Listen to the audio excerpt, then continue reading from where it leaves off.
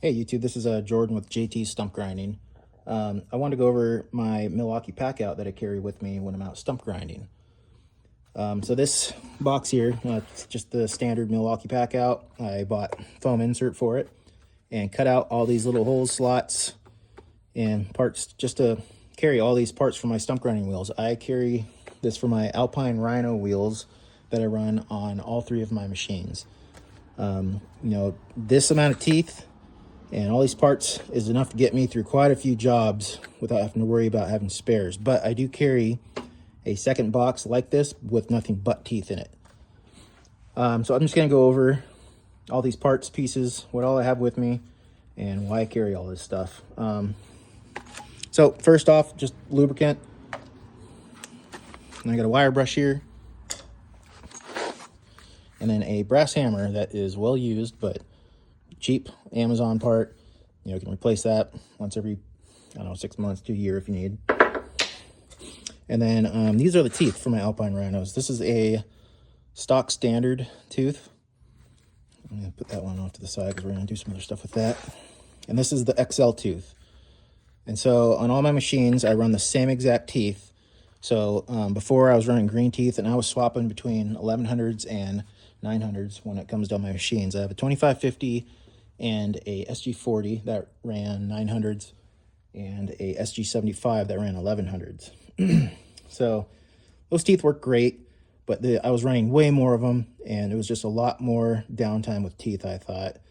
So I considered an upgrade going to these teeth, and basically my SG40 and my 2550 both run 4 teeth. It runs 2 XLs and 2 standards. And then my SG40 actually has side cutter teeth, which very little maintenance involved with those. Occasionally I'll take them off and sharpen them, but I haven't had to replace those teeth like in a year since I got these wheels. And then my SG75, it's actually running 6 teeth in total. It's got 4 standards and 2 XL teeth on it. And then it's got side cutter teeth as well, which minimal maintenance on the side cutter teeth compared to these teeth.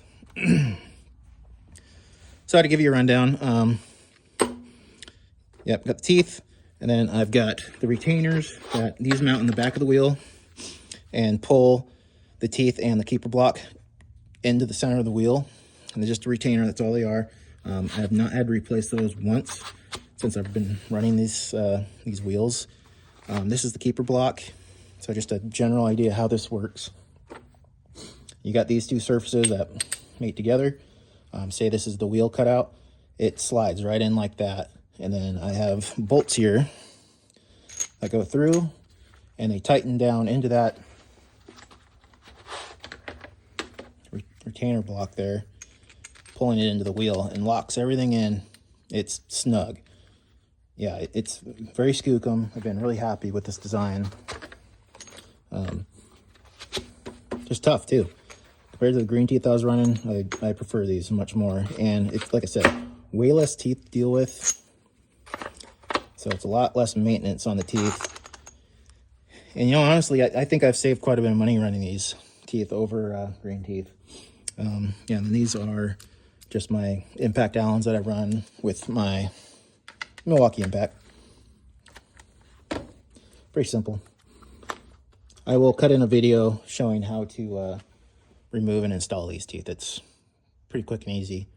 But yeah, so normally when I'm taking teeth out, replacing, so these are the surfaces. I'll just clean them up after I remove them, and then I'll put grease on those surfaces back together, grease there, drive it into the wheel, and then bolt in, tighten it down, and then I will actually smack it with a hammer a few times, and it drives in just a little bit more tight, and then finish it off with the impact. And that thing is snug. I've never had any of those come loose yet. It's been great.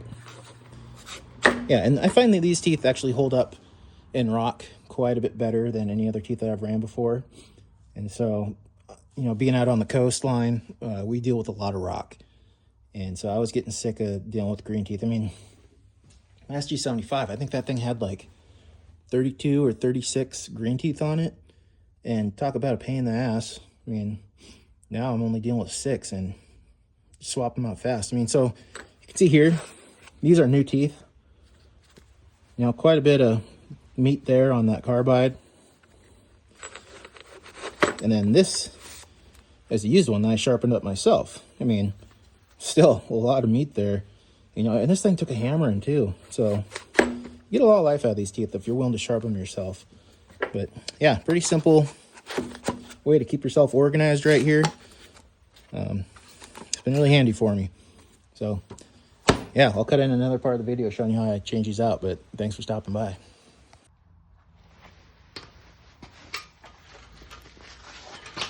All right, here's an example how I remove these teeth and then replace them with new or used ones that are resharpened.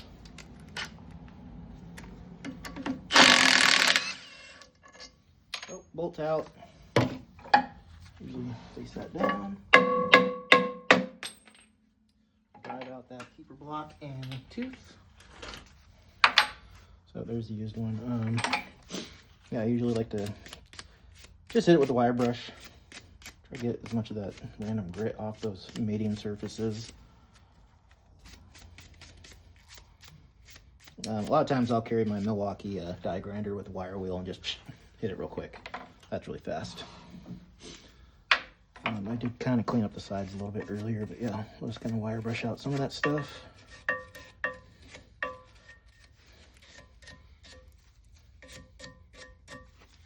Okay, so you can see here, here's the retainer nut that's just sitting there, no big deal.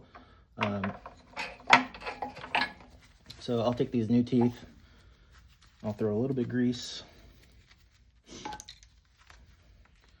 just down on the mating surface, a little bit on that side too. And I'll put that retainer back on there and just put a little bit there.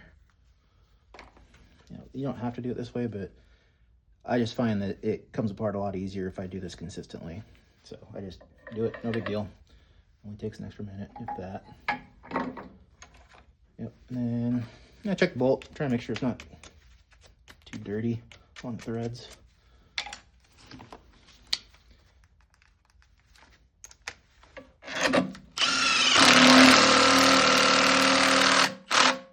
Okay, and then I'll usually smack this retainer one more time just to help push it in, shock it back in a little bit further, and then usually a little bit more turn out of that bolt. Not a lot, but that's all there is to it. Pretty quick. I mean, I don't even know how long that took, but that was fast. So compared to green teeth, you know, I'm dealing with a lot less of these. So when I gotta change all my lead teeth on this thing, you know, 4 of them, I may will knock them out really quick. I mean, these are the side cutter teeth, really dirty right now, but yeah, those don't need a lot of attention. I usually touch those up every so often. Yeah, you just watch when you're grinding. If you see big rocks and stuff, I usually pull back and I'll try to dig those out and try not to sacrifice my teeth if I don't have to, but yeah, that's all there is to it. Hey, just real quick, guys, I want to go over each of the wheels on each of my machines. So here's the SG40 again. Yeah, 4 main teeth. You got 2 standards, 2 XLs, and you got 4 side cutter teeth per side of the wheel. Yeah, sorry, all my machines are pretty dirty right now. I didn't get a chance to wash them after my last job.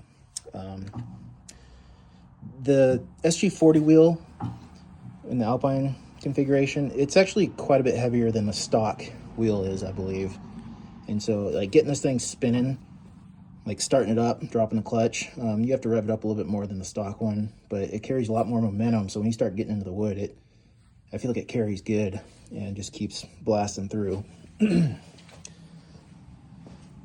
Now the 2550, yeah, I'm only running 4 teeth on this guy, but he does sell it in a 6-tooth configuration. But all the people I talked to that have been running these wheels, they really recommended the 4-tooth. They said that it just stays up in the RPMs a lot better and does well. I would like to try it with the side cutter teeth on it, but Keith didn't offer it with this machine. He seemed to think that the 2550 mounting system for the wheel and whatnot was kind of the weak point of this machine. So yeah, he didn't want to offer it, but if you ever did, I would definitely give it a try. And then SG75, you got 4 standard teeth and then 2 XL teeth on this guy. And then 6 of these side cutter teeth per side.